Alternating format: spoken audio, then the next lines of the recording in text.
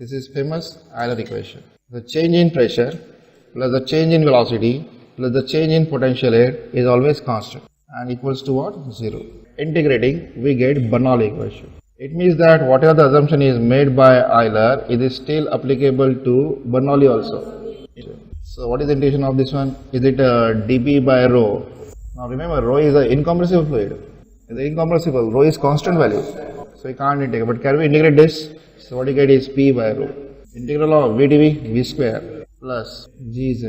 And this term is equal to what? Constant. So what the Bernoulli says that this P by rho G plus V square by 2G plus Gz term is always equals to constant. And then you divide by G. So what you get? P by rho G. To get it meaning P by rho G plus V square by twice G plus Z equal to constant. Now this time it's a new constant, that is C1, because you are divided by. Now from this term we have some meaning of the equation. What is the meaning we have? We have kinetic energy.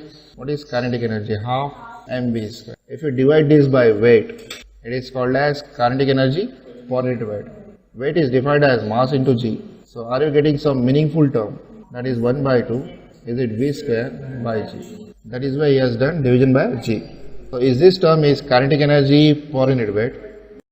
Then we have potential energy per unit weight is mg, h or z divided by mg. So that will be equals to what? Z. Similar to this, we have last one, but is called as flow work. Flow work per weight is equal to P by rho G. Now remember, it's the energy per unit weight. Energy means what? Energy means joule. Weight means Newton. But joule itself is what? Newton meter divided by Newton. So this one is also quantity equal to what? Meter. So normally all these terms are also called as head. So this one is called as kinetic head. Head also means energy per unit weight. This one is called as potential head. This is called as pressure head. Pressure head exists, but pressure energy does not exist. So therefore, is the right hand side here, is it nothing but energy per unit weight. This C is a constant or it has a unit of meters. This unit of meter? Meters. So C is not constant. C is basically total energy per unit weight. Either you call like this or you can say it's a total head. Call it as total head. So hereafter, I will represent this term as by small letter e. Specific letters are used, capital letters are not used because it is per weight quantity. Internal energy, use U. U means joules per kg. And if you write capital Q, joules only. Specific enthalpy, joule per kg. Capital H, joules. That is why lowercase letter. Don't use capital A. If you use capital, then it is multiplied by weight. E letter is equals to P by rho G plus V square by 2G plus Z. So head is consist of pressure head plus kinetic head plus potential head. And this is called as Bernoulli equation. And what is stated that the sum of kinetic energy, pressure energy plus flow work per unit weight remains constant along the streamline if the fluid is incompressible, inviscous, and the flow is steady. That is the statement given by him. So back to steady flow energy equation. Steady flow energy equation in thermodynamics. You remember this equation is given by Q plus U1 plus P1 V1 plus half V1 square plus G Z1 equals to W plus U2 plus. So this is long equation is used for thermodynamics and normally used for steady flow energy equation. We are in steady flow, that is this equation we can compare. This equation you cannot compare. This is Q equal to delta du plus W. This is not for steady. This one is for non-flow system. This one is for flow system. Now, as far as water is considered, and whenever the water is flowing through the pipe, the temperature will not change, and therefore internal energy will not change. If the internal energy will not change, there is no temperature rise. If no temperature rise, no heat transfer. In the case of pipe, there is no moving device. So work is equals to what? 0. Then is this equation is same as this equation. Only thing that it is P1 divided by rho. But V1 is same as V2 because we are applying to incompressible. So this term is written as P1 by rho plus half. Is it V1 square? This G I will divide here. This G I will divide here. Is it Z1? I'll get the same term on the right hand side. So basically Bernoulli has the same role which has the steady flow energy equation in thermodynamics. But one thing is sure, this quantity was per unit mass. It is divided by G now. This is Q. Q is called as specific. Specific is joules per kg. And in Bernoulli he is using joules per Newton. Joule per kg. And this one is joules per Newton. This quantity is joules per Newton. This one is called as work. And this quantity in thermodynamics is called as flow work. So flow work term was taken from steady flow energy equation. This is a master equation. It solves all problems, whether it's incompressible, compressible, temperature changes, temperature does not changes. So this is mother of all equations. It is reduced from this equation. So we should call P by rho G as not pressure energy, but we should call as flow work. Right? E equals to, E is given by P by rho G plus V square by 2G plus Z. If I give the suffix 1, it's a energy per unit weight at section 1. And this one is E2 equals to P2 by rho G plus V2 square by twice G plus Z2. And if my fluid is ideal, non-viscous, incompressible, steady, then I have one tool, that is E1 equals to E2. That is Bernoulli equation. And one equation I have, this is law of conservation of energy. And one equation is Q equal to A1 V1 equal to A2 V2. So these two equations are sufficient to solve problems. This is called as law of conservation of energy. You can call it as Bernoulli also. And this is law of conservation of mass. Now these two equations are sufficient to solve any problem. What the Bernoulli claim that the total energy is the sum of P by rho G plus V square by 2G plus Z. This sum is constant. He has not stated that pressure is constant or velocity is constant or Z is constant. From section to section, their individual value may change, but the sum is always constant. So whenever you have to find out direction of flow, fluid always move, or anything can always move from high energy level to low energy level. So fluid will always move from high energy level to low energy level. So E1 must greater than E2. But if you write E1 must greater than E2, then law is not satisfied. There are some losses. So, but we can very well find out the direction of flow using this concept. But when the fluid was ideal, you will get E1 equals to what? E2. But if you want to know the direction, then if you want to find out direction can be obtained from this. So you are given any pipe, whether pipe is conical pipe is horizontal, pipe is vertical, it doesn't matter. Mark one section somewhere as you like. Mark one section here. Make either number 1 or number 2, whatever you want. Write their data. Find out P by rho G, V1 square by 2G. If V1 is given, other term you can find out using Q term. Yes. But try to find out all value. Select lower point as the datum. Assign Z1 equal to 0. From that measure the upper point and then find out the value of Z2. Calculate numerical value of U1 using this, E2 using this. Which one is higher? According to that, the flow will take place. And if this value exists and the difference exists, then E1 minus E2 will be the head losses there. But if your E2 is more than E1, then E2 minus E1 will be HL. So both are possibility. If this one is section 1 and this one is section 2, we have equal chance that E1 can be greater than E2 or E2 can be greater than E1. If E1 is greater than E2, your direction of flow is upward. If E2 is greater than E1, your direction of flow is downward. Whatever the losses is there is always positive.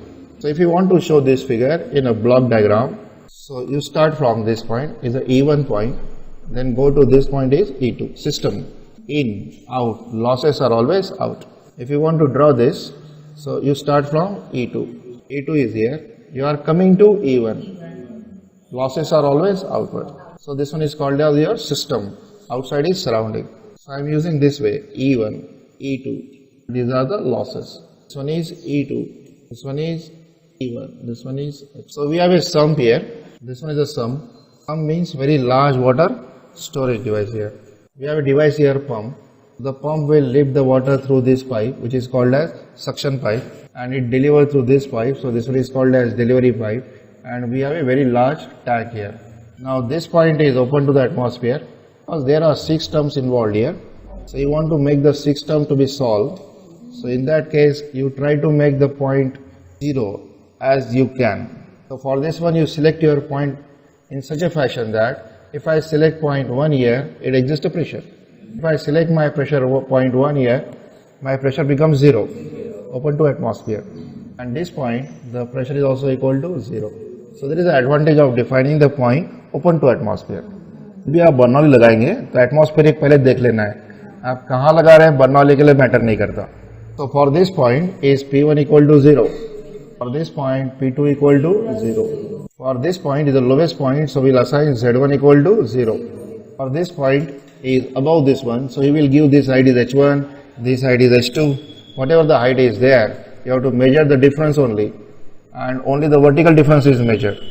It may consist of H1, H2, H3, H4, hardly matters. So this point will be equals to what? Z2.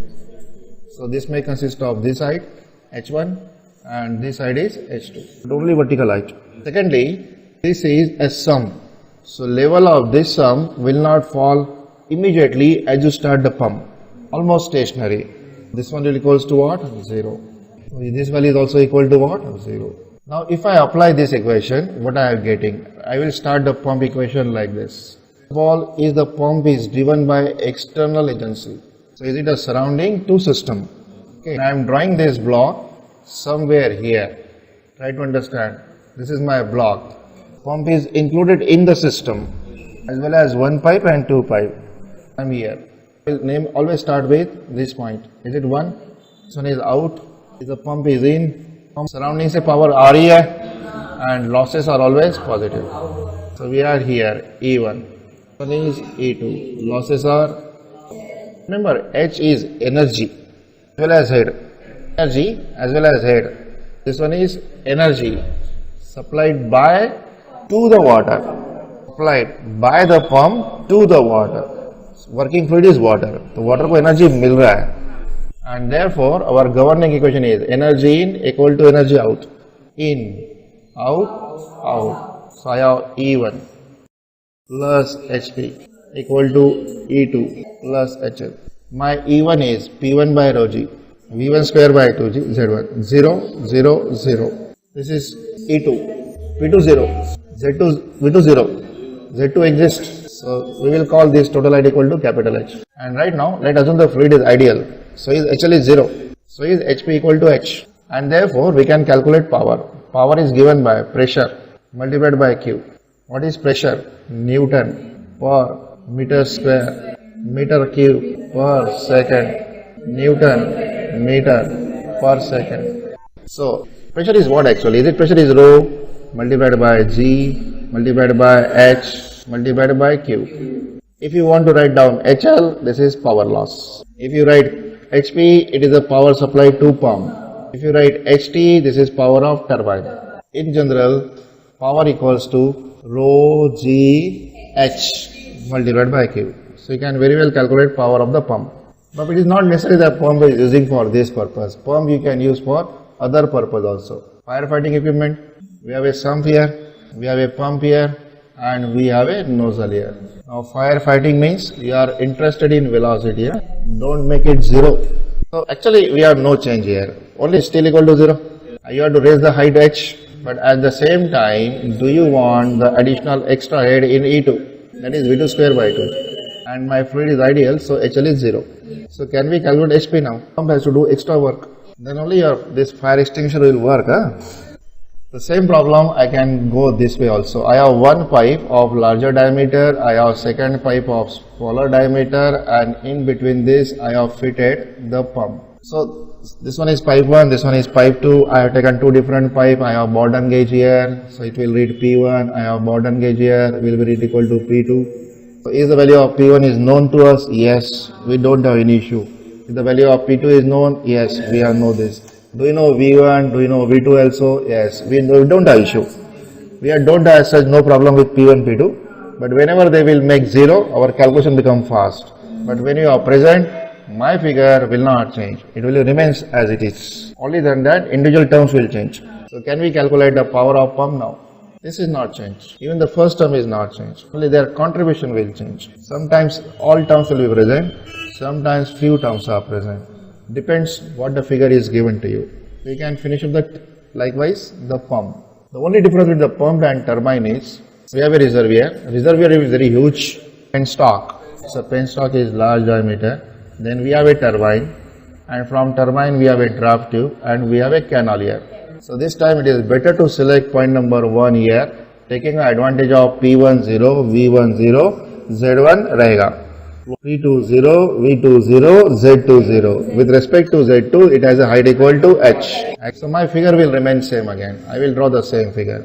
So I am present with what? E1. Then finally I am left with what? E2. This one is E1. This one is E2. E1, E2. Now E1 is more now as compared to this. Is it value 0?